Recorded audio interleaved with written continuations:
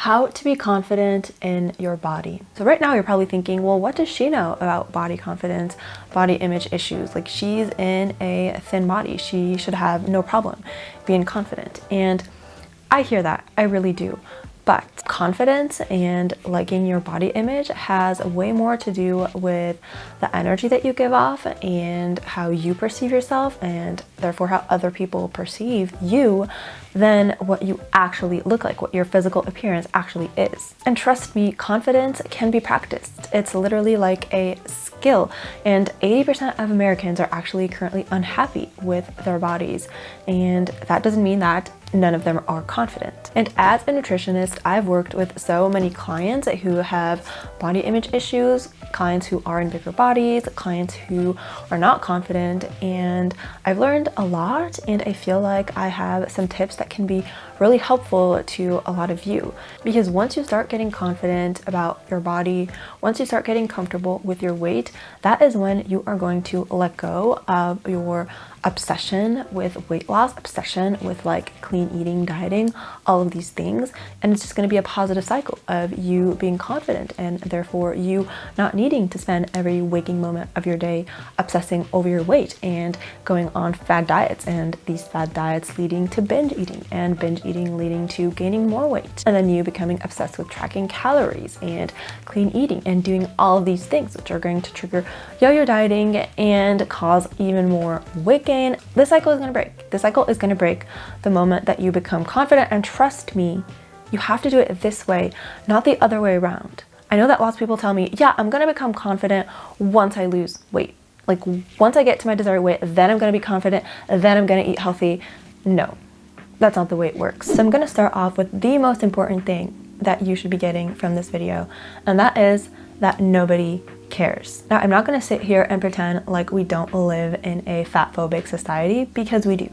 Obviously, thinner people have more privileges than people who are in a heavier body, yes, but that is something that is structural, and that is not something to be taken personally.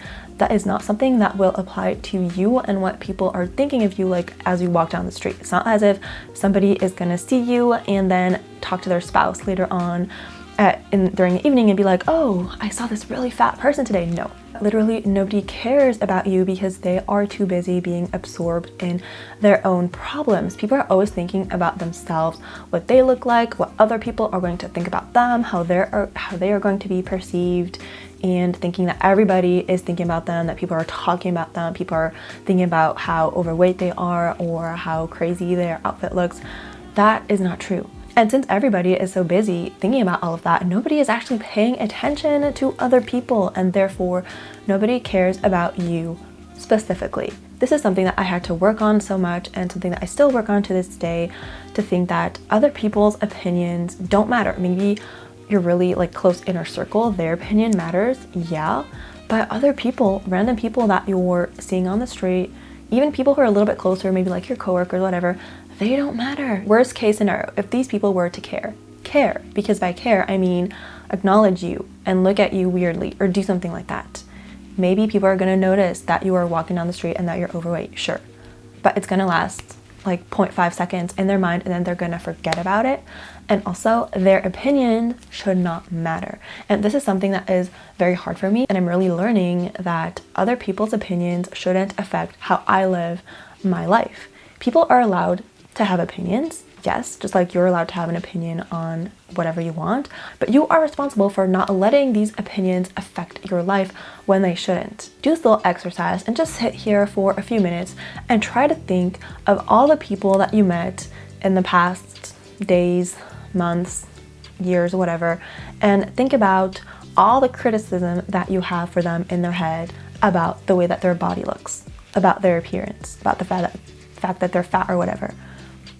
Personally, I can't think of any. And on the days where I'm finding it difficult to remind myself that nobody cares and that other people's opinions shouldn't affect my life, I like to remind myself of something that is strangely calming, and that is that nothing matters, because I'm literally just a tiny human on a tiny planet in a tiny little galaxy among the entire, literally infinite universe. that you live on. And this is also why it's very important that you surround yourself with good people.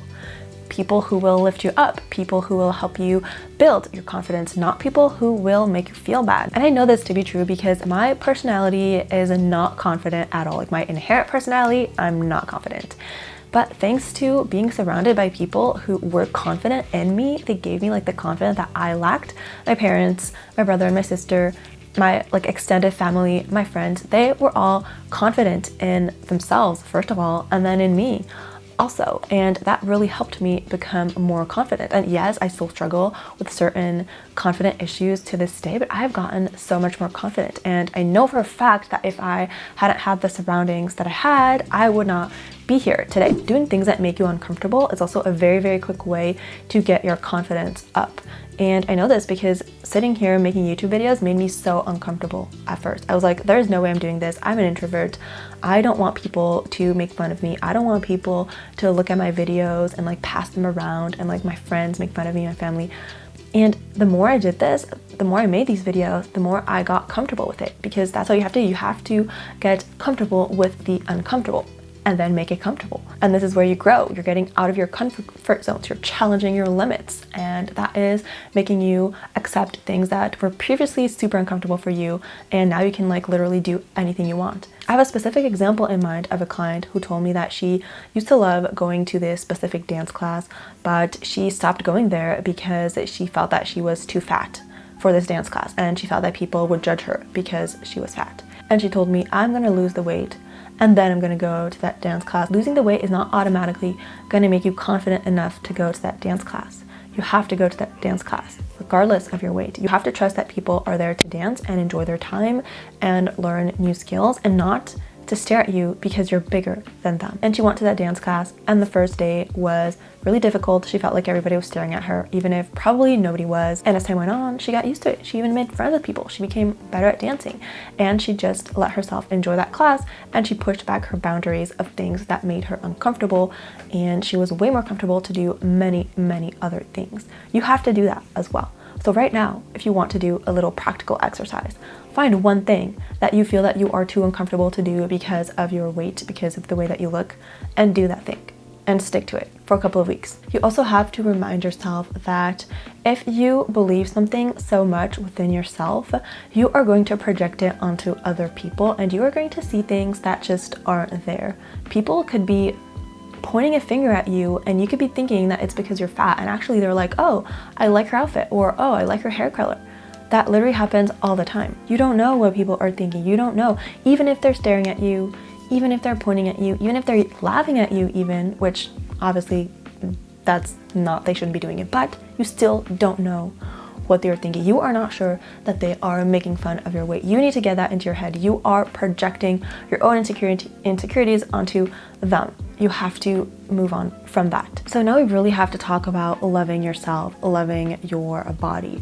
So personally, I'm not the biggest fan of lying to yourself. If there's something that you really don't like about yourself, like for instance, your weight, it's no use to just lie to yourself and be like, oh, I love my weight, I'm at a healthy weight, I'm really happy with my weight. That is not the key to building confidence, for me at least. I think that your brain is smart. It cannot be lied to.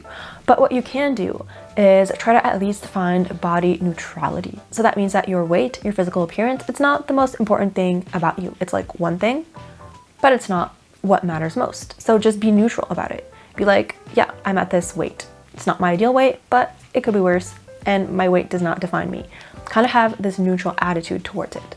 Now, once you do that, I also think that it's important that you find one thing, just one thing. I'm not asking a lot. One thing that you really like about yourself, that you find attractive in your physical appearance. I am 100% positive that there is at least one thing that you can find about yourself that you like. It doesn't have to be a big thing. It can be like that you like the mole that you have like on your cheek, or that you like the color of your eyes, and know that you at least have one thing going for you physically. And so that will help you get used to liking something about yourself physically, so that hopefully as time goes on, you can start liking other things about you physically without having to like pressure yourself into liking them, without having to like lie to yourself. You'll genuinely start to see these things as attractive. So as I was saying, your appearance, your weight is not the most vital feature about you. You need to separate your self-worth from your appearance. And the way that I see it, maybe this is a little bit controversial, but I see like fitting into society's beauty standards as one skill among others.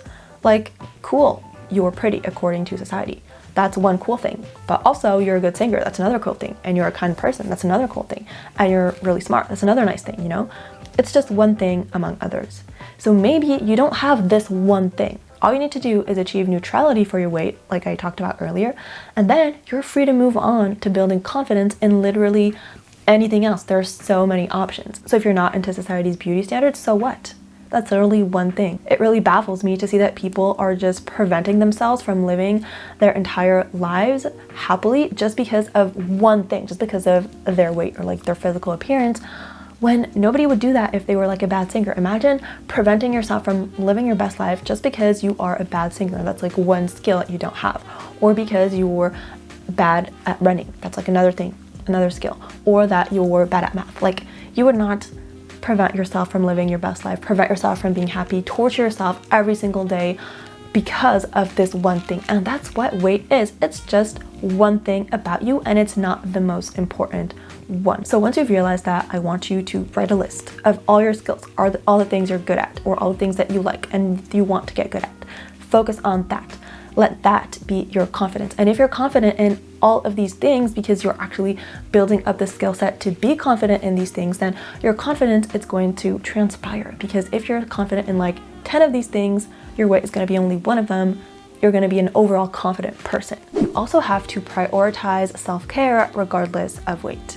Because unless you obviously have like a disability or like are struggling mentally with depression or something, if you are not taking care of yourself, then it is because you do not respect yourself enough to do so. And if you don't find yourself worthy of respect, worthy of self-care, then nobody else is going to find you worthy of these things either. You're going to project onto them thoughts that you have about yourself by the way that you are presenting yourself. And again, by self-care, and I don't mean that you necessarily have to like get all glammed up every single time you leave the house, no, but you have to do things that make you feel good. Because too often I get clients telling me, well, these are the things that I want to do, but I can't do them right now because I'm fat, and I don't deserve these things because I'm fat. That is like literally the most ridiculous thing I've ever heard. You do not deserve less self-care just because your body weight is over a certain number. And this kind of goes into my point, which is that you have to live as if you were in your dream body right now.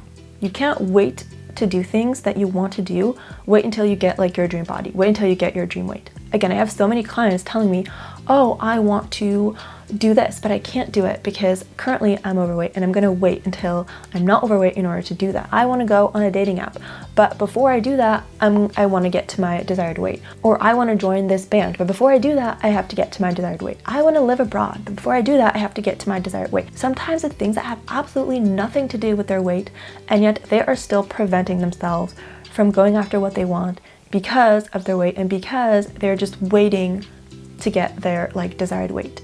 Spoiler alert, just because you lose the weight, that will not make you confident. You're gonna find something else to be non-confident about, trust me. The problem with this is that you think that when you lose your weight, you're automatically going to turn into a person who is confident, who is outgoing and social and has lots of friends and is like rich and has everything going for them and all of that.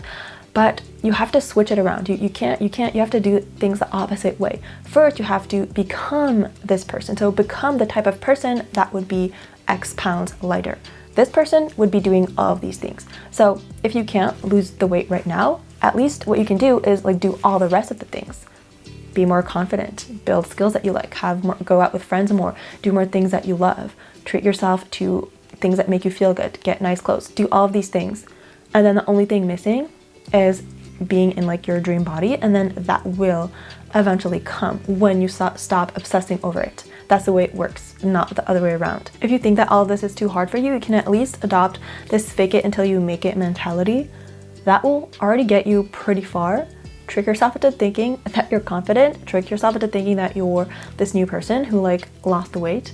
See where that leads you. And finally, it's very important that you don't mistake arrogance, what we're not looking for for confidence, what we are looking for. And this is really important to me because as I was growing up, I wasn't very confident, and I just had this limiting belief that if I were to become confident, then I would become arrogant. And personally, I hated arrogant people, so I did not want to become one. But the two notions are very different because confidence comes from within.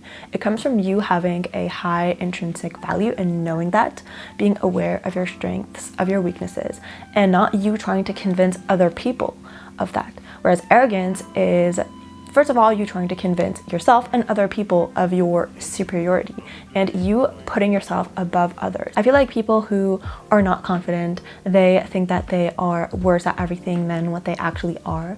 And people who are arrogant think that they are better at everything than what they actually are.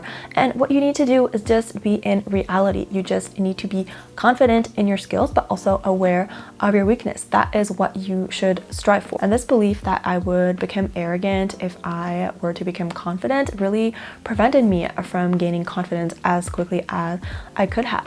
So please remember that if you're doing the things that I talked about in this video, if you are able to really remain objective about your strengths and also your weaknesses, and if you really strive to better yourself every single day, then you are becoming confident, not arrogant, and that is fine. So that's it for this video. I really hope that you got some insight from it and that you are going to apply these things in order to become a more confident person. And trust me, I know so many confident people who are overweight, and I know so many people who are not confident and who fit into like society's beauty standards.